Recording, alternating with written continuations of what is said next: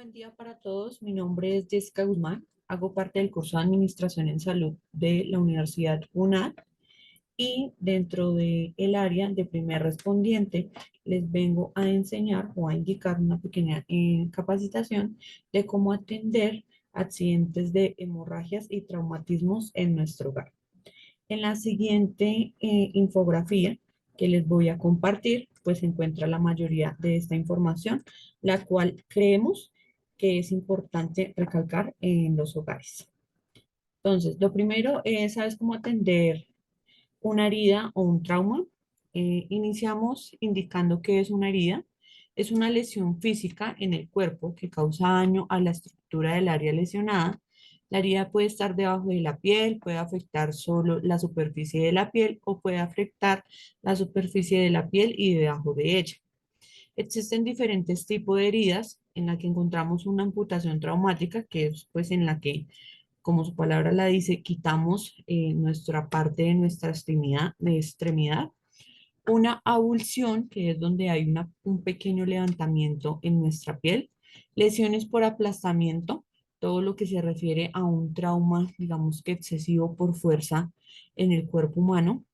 Lo que son tipos punzantes, ya sea por heridas de armas blancas, por puntillas, objetos de punción, como el de la imagen, ablaciones, que es donde tenemos una herida en la piel, pero pues se nos lleva todo el pedacito como de la carne, y las delación, que suelen ser heridas más lineales, pero pues que también perjudican la piel. Existen diferentes tipos de hemorragias, pues debido a estas heridas, en las cuales encontramos la capilar, que es por causa de traumatismos. Estas suelen formar hematomas o rupturas de pequeños vasos que hay debajo de la piel, digamos que es como una de las más leves. Las hemorragias venosas, que son pues donde se evidencia una pérdida de sangre mayor directamente de la vena, se distinguen porque el chorro es continuo, de color rojo oscuro y la presión baja en el ser humano.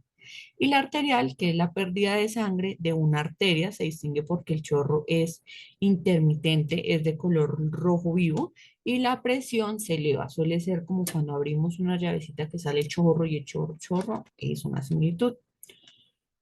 ¿Cómo se debe dar la primera atención? Bueno, lo primero que debemos verificar en el momento de atender una herida es determinar cuál es el área afectada del usuario, de la persona, de nuestro, digamos que nuestro paciente que vamos a atender en ese momento. Se debe identificar el tipo de herida, se debe determinar si es de una herida punzante, si fue tipo rasguñitos, si se levantó, digamos que todo el tipo de la piel, si fue una amputación. Hay que verificar el nivel de hemorragia. ¿Esto con qué?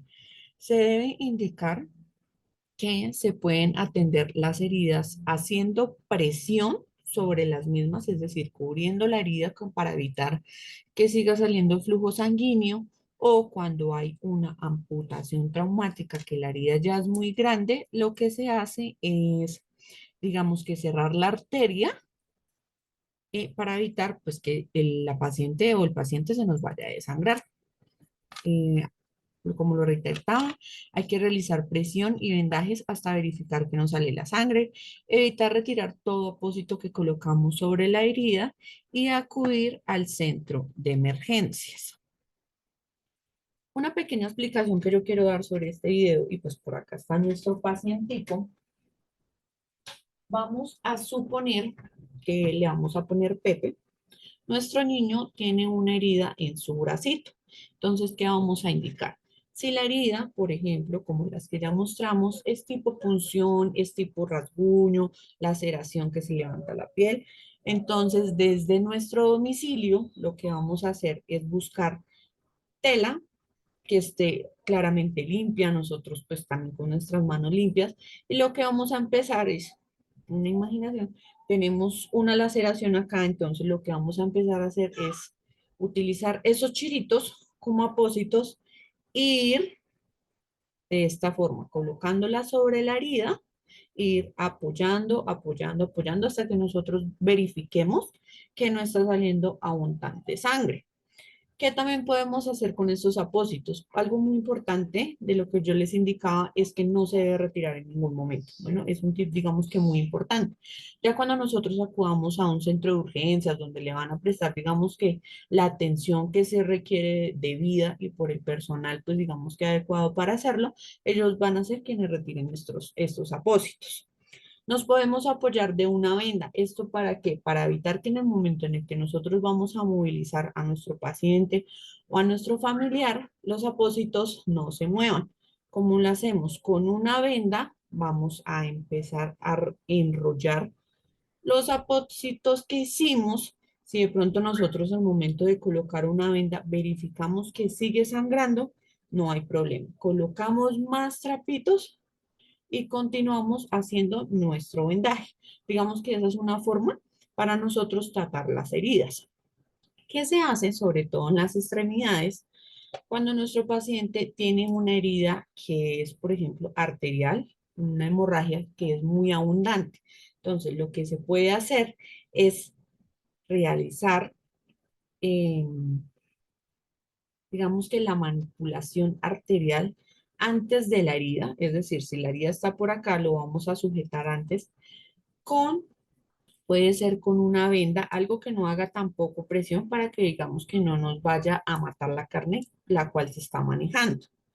Esto con el fin de que de cerrar la arteria, hacer presión y evitar que la sangre siga corriendo hacia su extremidad. Digamos que esto es muy usual en las extremidades, pero se hace cuando la hemorragia es arterial, cuando es muy abundante. Ahora vamos a hablar de los traumatismos.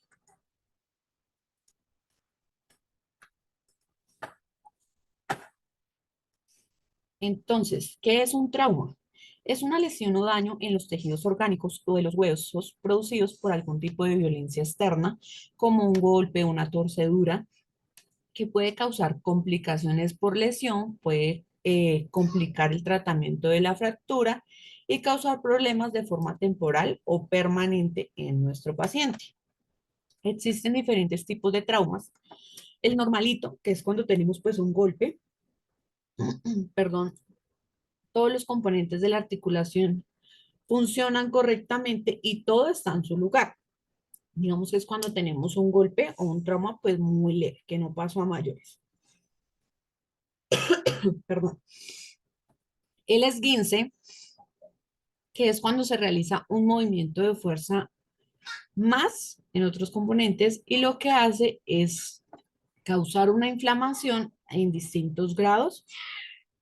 Tenemos también un traumatismo de luxación, que es cuando se realizan movimientos de fuerza más, que hace que los huesos se salgan de su lugar. O sea, como cuando uno dice, que alcé un brazo, tiene una pierna y como que se me desencajó, eso puede ocasionar una luxación. Ya cuando hablamos de una fractura, es cuando los huesos se rompen, impidiendo el movimiento de la articulación. Digamos que muchas veces, y sobre todo en los casos de atención de urgencias, nos puede llegar un paciente fracturado y nosotros no sabemos, o por ejemplo el paciente solamente cree que tuvo como un golpe muy leve y no se imagina que tiene una fractura. Digamos que para llegar a este diagnóstico ya se necesita pues el apoyo de imágenes radiológicas, como las radiografías, para evidenciar una fractura, pues ya que es dentro del hueso. Cuando nosotros hablamos de fracturas, la podemos obtener de dos líneas. La fractura cerrada, que es cuando el hueso se parte, pero queda completamente dentro del tejido, y una fractura expuesta, que es cuando nosotros, pues, digamos que podemos evidenciar que al paciente, pues, se le salió literalmente el hueso. Eso es una fractura abierta. ¿Cómo se inmoviliza una fractura? Lo primero es que se debe conservar totalmente la calma, tanto de la persona que va a dar la atención como del paciente pues al cual vamos a atender. Tenemos que indicarle cómo ven, te vamos a entender, ya te vamos a ayudar, te vamos a colaborar en lo más que podamos. Entonces eso, como conservar la calma. Cuando son traumatismos graves, que digamos que se suelen dar porque que se cayó, que se desmayó. Entonces hay que verificar que las vías aéreas del paciente estén abiertas. Si el paciente está consciente, pues no hay problema. Pero si es un paciente, digamos, inconsciente, lo primero que debemos verificar es su vida y verificar el estado de conciencia del paciente. Debemos verificar el tipo de fractura y la extremidad sobre la cual se va a trabajar. ¿Por qué es importante esto? Porque nosotros, entre menos movilidad le demos al hueso, a la extremidad que está afectada, pues vamos, digamos que a sobrevargar mejor la atención de nuestro paciente. Si nosotros estamos en la casa o en las instituciones educativas, vamos a buscar una tabla o un cartón para ubicar en la extremidad. Como les indicaba anteriormente, manipular pues lo menor posible la extremidad, no realizar ningún tipo de reducción o movimiento brusco y acudir al centro de salud más cercano. Perdón. ¿Qué puedo utilizar para una buena inmovilización? Digamos que en nuestros centros, que son muy mayor recurridos, pues podemos tener las tablas, los métodos para inmovilizar, lo que son las vendas, los cuellos, pero cuando estamos en la casa, pues ya es un poco más complicado porque digamos que nos tenemos que adaptar a lo que encontramos en casa. Entonces vamos a retornar con nuestro pacientico Pepe. Vamos a imaginar que él se fracturó su patica. Entonces, en la casa, la mayoría de los casos que tenemos, un cartón, ¿cierto? Entonces, ¿qué vamos a hacer? Vamos a tratar de manipular el cartón de esta manera, cosa de que el brazo o la pierna nos quepa en el cartón, ¿sí? Entonces, nuestro pacientico Pepe se cayó porque era muy inquieto y se fracturó su piernita. Entonces, con el cartón lo que vamos a hacer es que lo vamos a introducir de esta manera, con ayuda de una venda. Lo vamos a vendar siempre desde la parte superior hasta el terminar la extremidad. Lo vamos a vendar y así, completamente quietico, nos lo vamos a llevar para el centro de urgencias. Digamos que pues fue de mi parte muy importante el poder tener esa oportunidad con ustedes para poderles mostrar un poco de mis conocimientos. Sé que el tiempo es muy corto, así que espero pues poder dado una idea de que ya se lleven como otro conocimiento y espero que la universidad nos permita seguir compartiendo con ustedes este tipo de espacios. Buen día para todos.